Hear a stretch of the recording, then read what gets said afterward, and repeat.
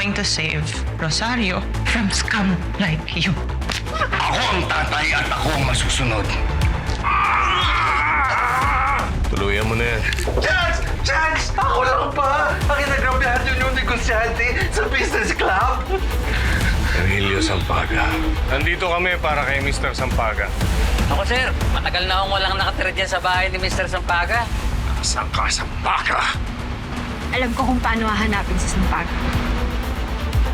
Yan yung mga papeles na kailangan ni Mr. Sampaga. Pakiatid na lang. Ako na bahala dyan. Alam kong magaling kang maglihim, Mercy. Ang tanong, kasing galing mo ba itong mga alipores mo? Hello? Mr. Rosario, mukhang may nakadiscovery ng co-financer niyo.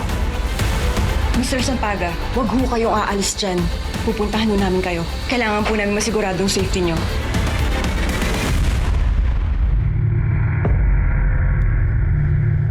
Tinatawag niyo ako. Buwa. Elizabeth, the floor is yours. So, sinundan ko ang isa sa alipores ni Ate Mercy. At na-track down ko ang backer ni Ate Mercy sa bahay nito outside of Rosario.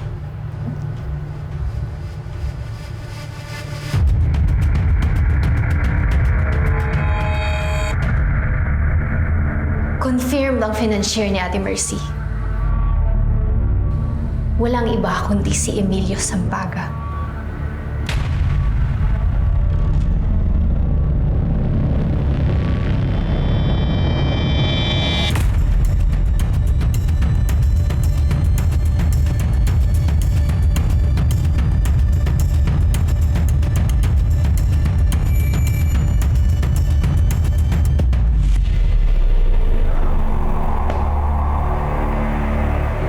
Ano na, attorney? Nauna ka pa ni Elizabeth.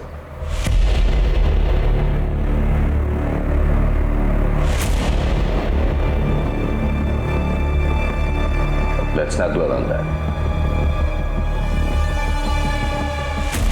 Dahil di pa tapos yung trabaho eh. Kinakailangan mailigpit pa rin natin si Sampaga sa lalong madaling panahon.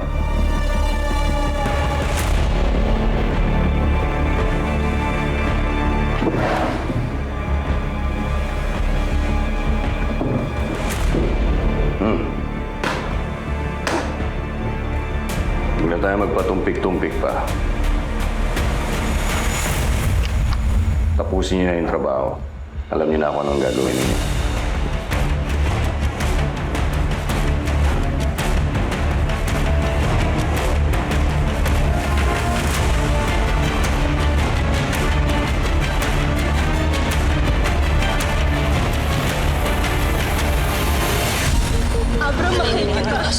Babawiin ko sa lahat, all costs. No one refuses the judge. Batas ang gagamitin ko para durugin siya. Kanila, papahirapan ng mga makapaglatihan lalo pag nasa baba kanila para kalang langgang madali na tapakan nilahin kanila hanggang mawala ng pag-asa at makakapitan ganito na ba ang kapalaran ng bawat isa sa uli gustong mangarap hindi para sa sarili kundi para sa iba kahit mahirapan na doon sa lipunan puro sabihin pinipilit ko pa rin naabuti alam ko na maraming pagsubok ang dadaan kahit nakamatayan man sa atin nakapay kaya di ka mababayaan ipaglalaban hahawakan ang kamay ako'y maniligan para sa lahat kahit tayo ko na gusti siya ay makita ako'y susuko lahat kahit na maraming ako'y susuko papaluhin ko ng mapili ipaglalaban kita hanggang sa muli.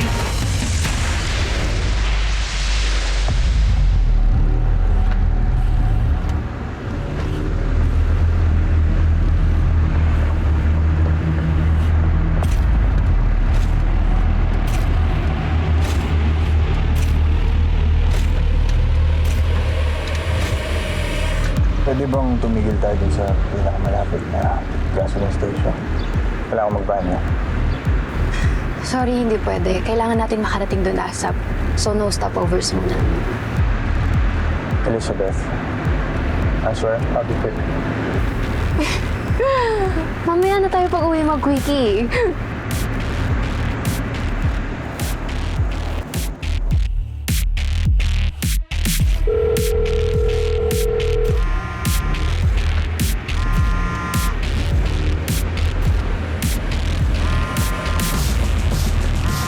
May tumatawag sa'yo.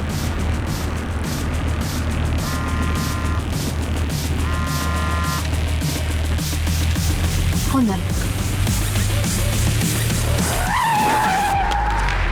Ba? Dahan-dahan naman!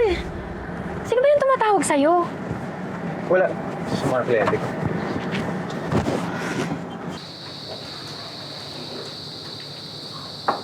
Di ako sinasagot ni Abra.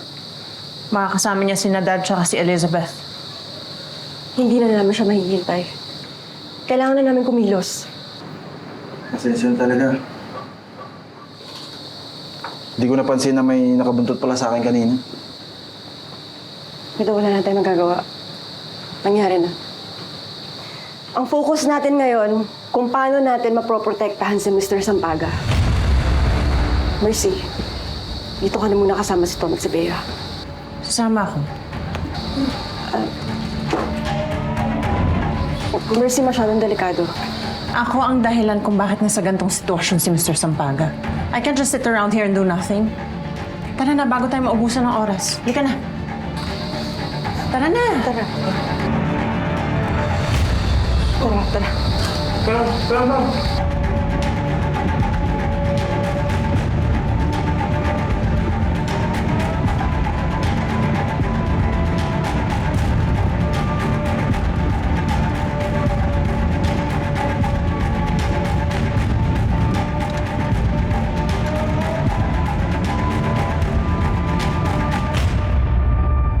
Hindi na piniligtas ko dito. Ang daming galit eh. Mr. Sampaga, Bahala dyan. we're deeply sorry about this, pero kailangan na po nating umalis. Hindi na kayo ligtas dito. Miss Balmores, when I committed myself to be a financier, alam kong inevitable ang araw na to. Minsan na nag-cross ang landas namin ng tatay mo. Bigati ang tulot sa akin nun. And I won't let that happen again. Sir, huwag ho kayo mag-alala. Ilalabas ho namin kayo ng ligtas dito papunta dun sa safe house. Thank you, Mr. Rosario, pero I won't take that chance. Masyadong mahaba ang galamay ni Benito sa bayan natin. May jet na akong nag-aantay para magdala sa akin sa US. Ihatid niyo na lang ako sa private hangar ko. Doon na muna ako mananatili hanggang matapos lahat ng ito. But rest assured, itutuloy kong pagtulong para masigurado ang panalo mo. Para matupad mo ang pangako sa mga tao. Serbisyong matapat. Serbisyong nararapat. Maraming salamat po, Mr. Sampaga.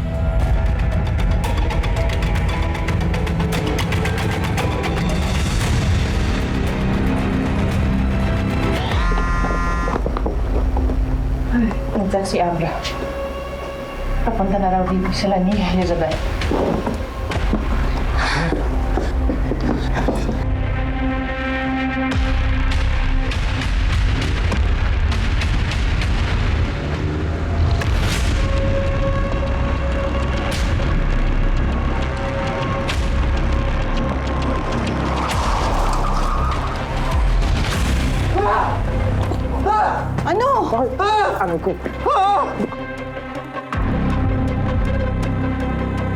Ito na sila! Bilisan nyo! Tara na! Kasama si Elizabeth.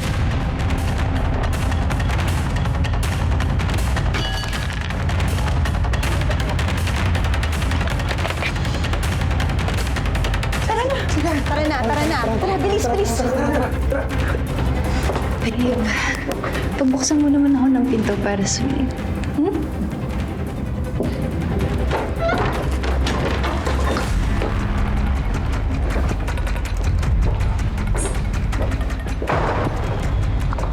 Alam mo, so buting diyan ka na maghanap. Dito na ako. Bakit di tayo magkasama? Mas mabilis natin mahanap si Sampaga kapag magkahiwalay tayong maghanap. Kaya sige na, Elizabeth. Hindi ba mas may thrill kapag sabay nating huhulihin si Sampaga? Elizabeth, baka gusto mong pagalitan ka ng tatay mo. Kaya sige na, ako talaga. Okay, fine.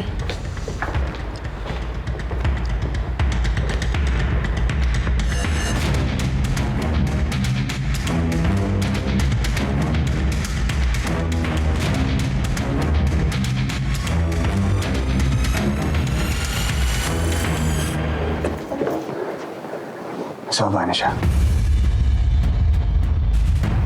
Sunod kayo sa akin. Pido, Bongan. Kunin yung kotse.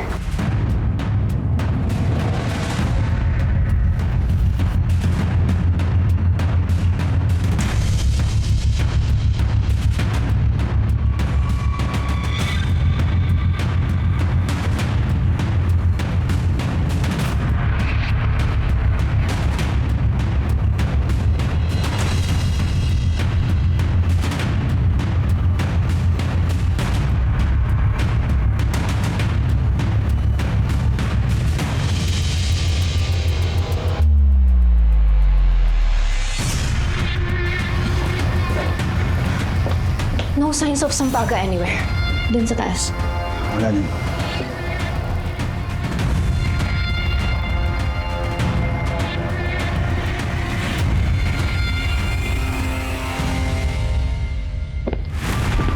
Ano yun?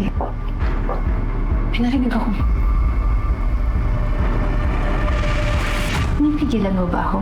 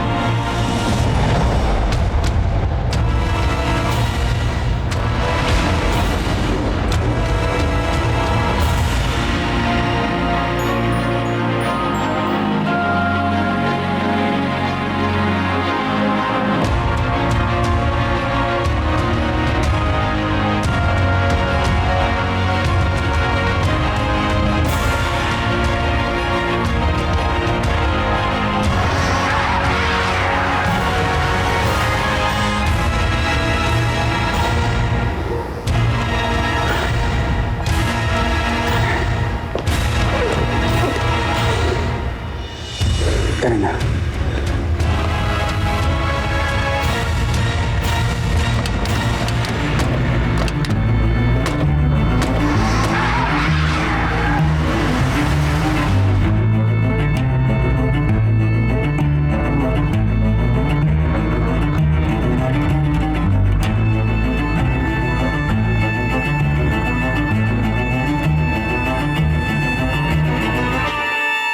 Di ba sinabihan ko na kayo, hindi natin kailangan magpatumpik-tumpik?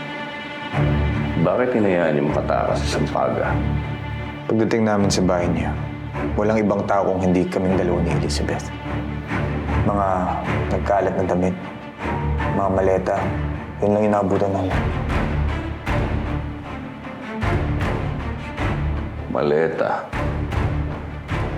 So ang ibig sabihin, alam niya na may paparating sa kanya. Siguro. Siguro. So, paano naman papasok sa kukote niya yun? Hindi ko alam. Ikaw, Elizabeth, Hindi ko po talaga alam. Promise. hindi mo rin alam.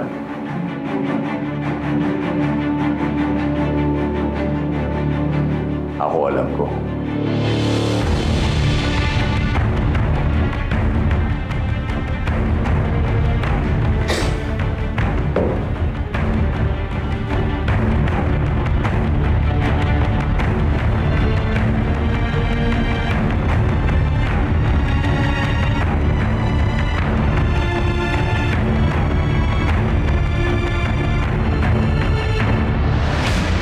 Pinanood ko ulit itong video na to nung wala kayo.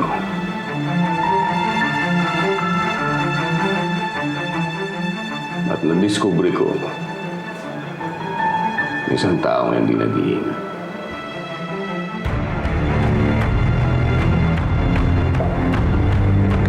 I'm sorry, Dad.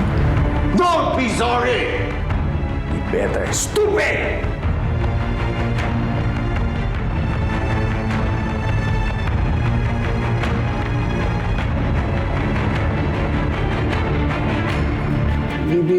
to, ha? Huwag kayong titigil. Kinakailangan madala niyo pa rin yung ulo ng sampaga na yan sa akin. Maliwanag ba?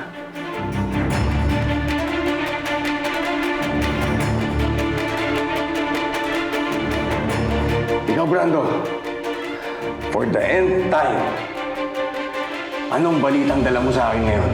Judge, nakakuha rin kami ng CCTV footage na biglang sumulpot si Attorney Miguel sa rally ni Ma'am Mercy. Yung umexit siya sa event gamit ang puting van. Sabay inabandonin na to sa may expressway sa pa-exit ng Rosario.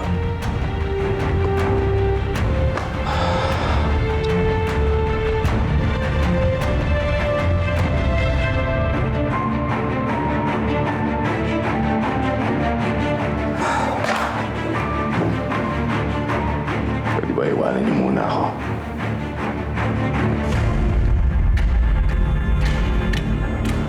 Judge.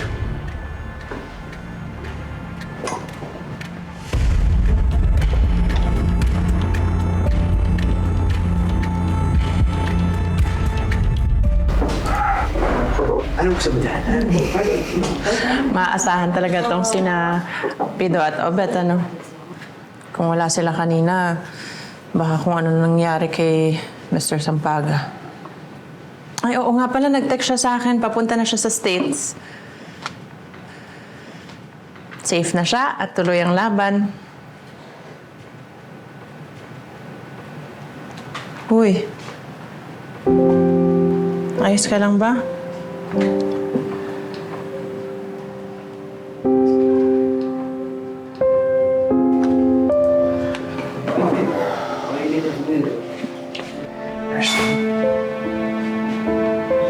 May kailangan nang uminin sa'yo.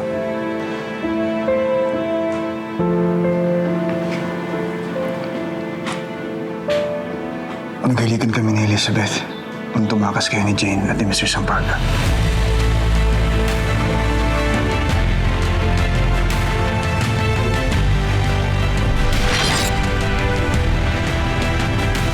Ako'y maninindigan para sa lahat. Kahit na alam mo na hustisya ay mailap. Hindi mo pipigilan, di titigilan. Kilala mo Kumilos-kilos ka na. Kasi pag yan si Abra na bingwit na, naku! Kung hindi dahil sa'yo, sira na lahat ng pinaghirapan natin. Yung tinutulungan ko si Mercy para mapabagsak si Balmores. Pero alam ko din na ito yung paraan para mas magkatuluyan kayo. Kaya nga masakit eh. Mabenta ngayon ang anak mo sa masa. Mercy's success will be our downfall. We've already identified a few angles. Her being a single mother at ang pagkakaroon niya ng broken family. Hindi ko hayaan na sirain ang mga pangarap ni Mercy ang Rosario. Are you okay? Hindi mo rin maiintindihan, Mercy. Anong kaya mo ibigay para sa taong mahal mo? Buong buhay ko. Ako din. Mahal ko si Abra.